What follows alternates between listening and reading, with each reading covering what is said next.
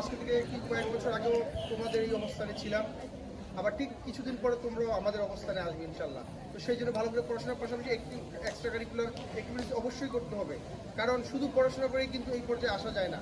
কারণ যখন দেখবে যে আমাদের বিভিন্ন ধরনের যখন প্রতিযোগিতামূলক পরীক্ষা হয়, সেখানে কিন্তু শুধু পড়াশোনা দিয়ে করা যায় না, এর পাশাপাশি বিভিন্ন ধরনের সার্টিফিকেট দরকার হয়। তো আমরা আশা করি তোমরা সেগুলো করবে। আজকে এই যে সাংস্কৃতিক প্রোগ্রাম, এটি আসলে অত্যন্ত এটা হচ্ছে বার্ষিক ক্রীড়া প্রতিযোগিতার পুরস্কার বিতরণের প্রোগ্রাম। এটি খুব সুন্দর একটি প্রোগ্রামের আয়োজন করা হয়েছে।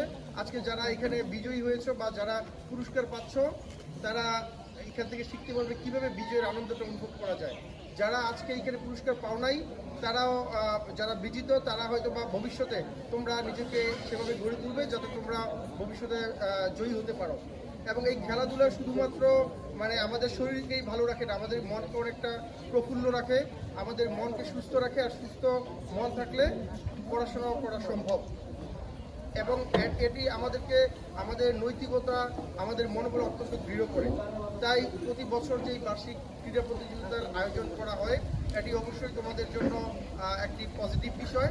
তো তোমরা সবাই, আমরা আবারও বলবো যে পড়াশোনা ভালো করে করবে এবং সেই সাথে এক্সট্রা কারিকুলার অ্যাক্টিভিটিতে পার্টিসিপেট করবে। তোমাদের সবাইকে আরেকবার ধন্যবাদ জানিয়ে আয়োজকদের প্রতি আরেকবার ধন্যবাদ জানিয়ে শেষ করবে।